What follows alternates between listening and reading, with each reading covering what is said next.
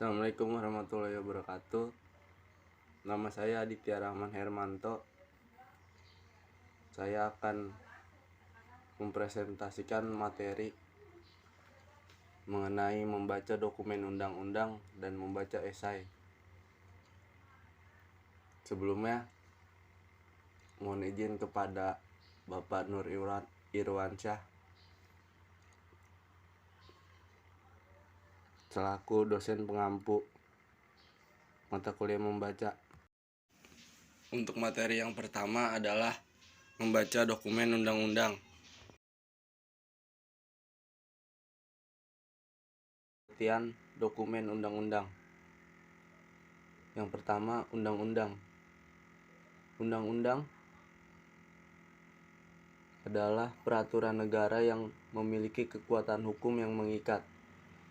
Undang-undang diadakan dan dipelihara oleh negara. Yang kedua adalah dokumen.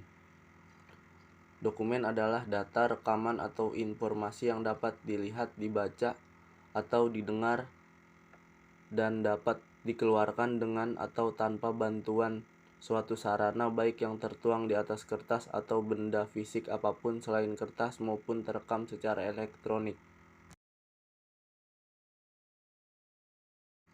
Kemudian tujuan undang-undang. Undang-undang dibuat dengan tujuan mengatur kehidupan berbangsa dan bernegara.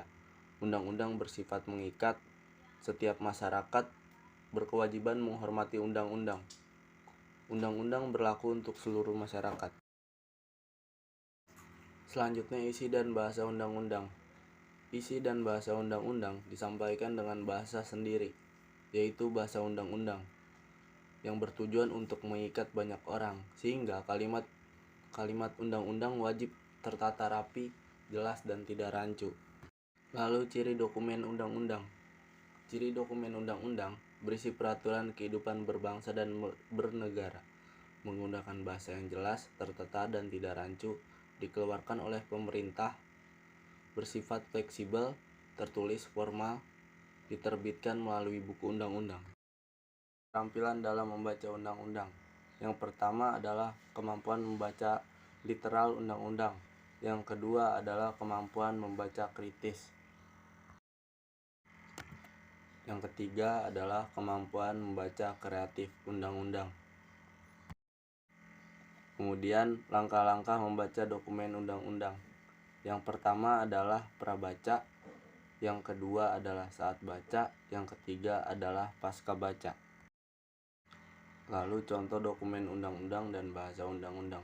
Berikut bahasan kutipan Peraturan Pemerintah Republik Indonesia Nomor 13 Tahun 2015. Yang A. Judul undang-undang adalah Peraturan Pemerintah Republik Indonesia Nomor 13 Tahun 2015 tentang perubahan kedua atas Peraturan Pemerintah Nomor 19 Tahun 2005 tentang Standar Nasional Pendidikan.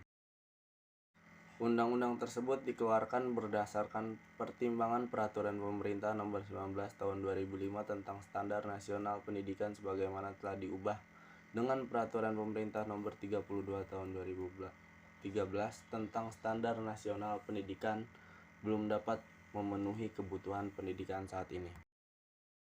Kemudian garis besar undang-undang berisi 1.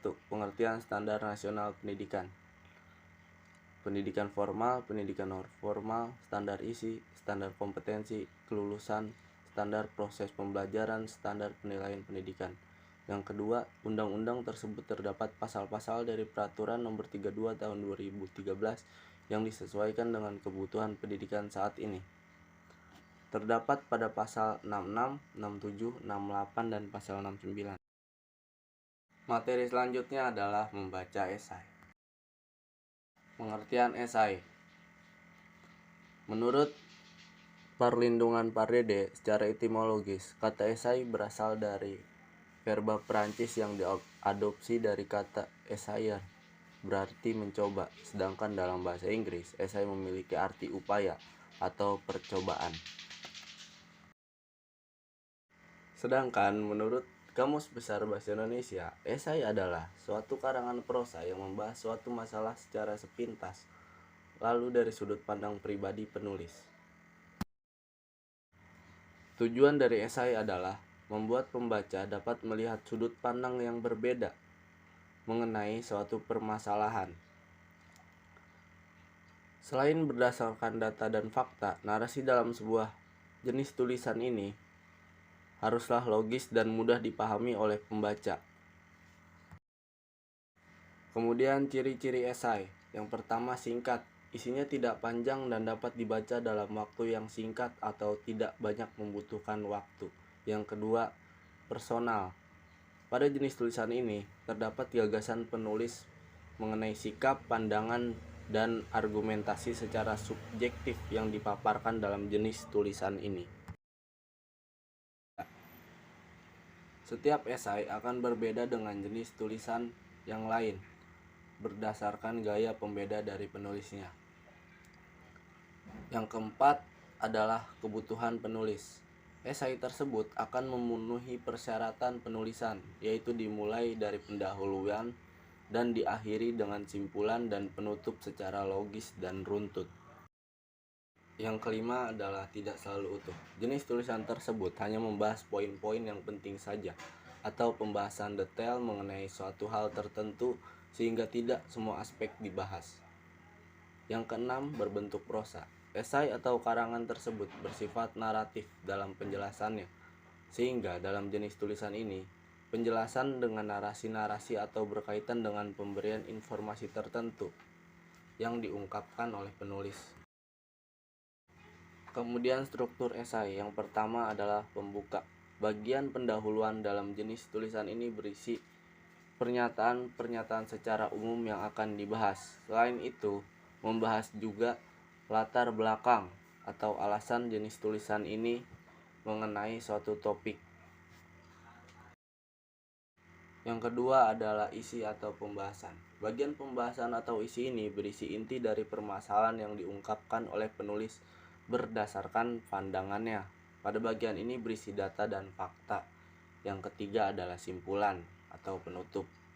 Bagian simpulan atau penutup ini berisi mengenai rangkuman atau ringkasan berdasarkan pembahasan di awal, yaitu pendahuluan dan pembahasan. Yang pertama adalah logis. Maksudnya, kalimat atau paragraf yang ada pada jenis tulisan tersebut dijelaskan dan dapat diterima oleh akal atau rasional sehingga pembaca tidak kesulitan dalam memahaminya. Yang kedua adalah baku. Maksudnya, bahasa yang digunakan dalam jenis tulisan ini harus memperhatikan kaidah-kaidah berbahasa. Saya harus runtut dan tersusun secara struktural agar pembaca tidak rancu dalam memahami tulisan tersebut. Kemudian ringkas agar kebutuhan penulis tidak mubazir dalam penulisan esai tersebut. Dan yang terakhir adalah denotatif, pilihan jenis tulisan dengan makna sesungguhnya. Yang terakhir adalah simpulan. Terdapat 3 aspek keterampilan membaca dokumen undang-undang, yaitu membaca kritis, literal, dan kreatif. Kemudian membaca esai dapat melihat sudut pandang yang berbeda mengenai suatu permasalahan. Baik, sekian presentasi dari saya. Kurang lebihnya mohon maaf. Assalamualaikum warahmatullahi wabarakatuh.